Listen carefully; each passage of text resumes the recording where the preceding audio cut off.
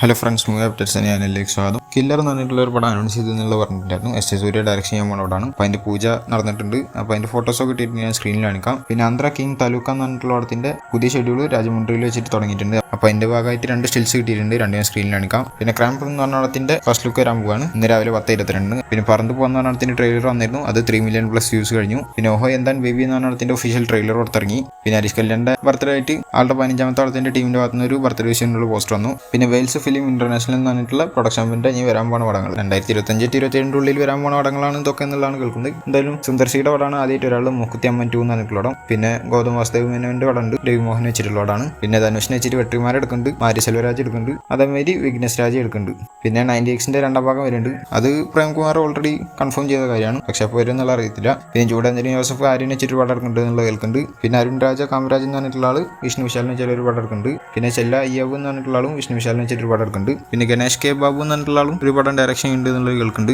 അതാരണം വെച്ചിട്ടുള്ള എന്നുള്ളതൊന്നും അറിഞ്ഞിട്ടില്ല. എന്തായാലും ഇത്ര പടങ്ങളാണ് വരുന്നതായിട്ട് പറഞ്ഞു കേട്ടത്.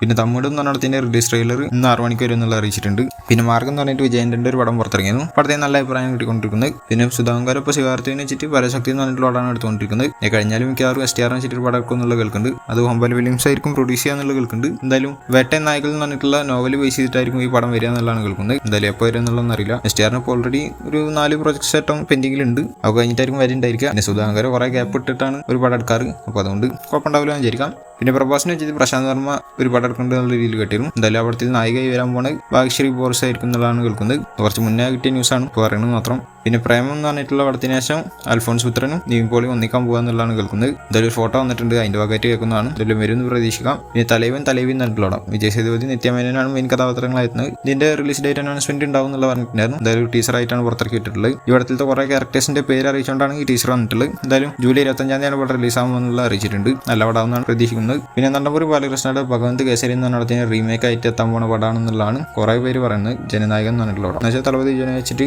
വിനോദ് എടുക്കുന്ന പടം അതിന്റെ റീമേക്ക് ആയി വരും എന്നുള്ളതാണ് കുറെ ആൾക്കാർ പറയുന്നത്. അതെന്താ സംഭവം എന്ന് വെച്ച് കഴിഞ്ഞാൽ റീമേക്ക് അല്ല എന്നുള്ളത് ഇതിന്റെ ടീം പറഞ്ഞിട്ടുണ്ടെങ്കിലും ഏകദേശം 15-20% ആ പടത്തിലത്തെ ഒരു ഭാഗം ഈ പടത്തിൽ ഉണ്ടാവും എന്നുള്ളതാണ് കേൾക്കുന്നത്. എന്തായാലും അത് നല്ല രീതിക്ക് തന്നെ എക്സിക്യൂട്ട് ചെയ്യുമെന്ന് വിചാരിക്കാം. എന്തായാലും ഫുൾ ആയിട്ടൊന്നും ഇല്ലല്ലോ. എന്തായാലും പടം വന്നിട്ട് അറിയാം എന്താണ് സംഭവം എന്നുള്ളതൊക്കെ. പിന്നെ MMN എന്ന് പറഞ്ഞിട്ടുള്ള പടത്തിൽ മമ്മൂട്ടി ഇതുവരെ ജോയിൻ ചെയ്തിട്ടില്ല എന്ന് വെച്ചാൽ ആളൊരു റെസ്റ്റ് എടുത്തിരുന്നു. അതിനുശേഷം ഇതുവരെ ജോയിൻ ചെയ്തിട്ടില്ല. അപ്പോൾ ഈ വർഷം ഈ പടത്തിൽ മാത്രം മമ്മൂട്ടി അഭിനയിക്കുള്ളൂ എന്നുള്ള രീതിയിലൊക്കെ കേൾക്കുന്നുണ്ട്. അതിന്റെ സത്യാവസ്ഥ എന്താണെന്നുള്ള അറിയത്തില്ല. എന്തായാലും ഈ പടത്തിൽ ജൂലൈയിലോ അല്ലെങ്കിൽ പിന്നെ സെപ്റ്റംബറിലോ ആയിരിക്കും ആൾ ജോയിൻ ചെയ്യുക എന്നുള്ളതാണ് കേൾക്കുന്നത്. എന്തായാലും ജൂലൈയിൽ തന്നെ ജോയിൻ ചെയ്യാൻ പറ്റട്ടെ. അപ്പോൾ ഇതുപോലത്തെ അപ്ഡേറ്റ്സിന് വേണ്ടിയിട്ടാണ് ചാനൽ സബ്സ്ക്രൈബ് ചെയ്ത് ബെല്ലൈക്കൺ ക്ലിക്ക് ചെയ്യുക. അടുത്ത വീഡിയോ കാണുന്നതായിരിക്കും. ബൈ.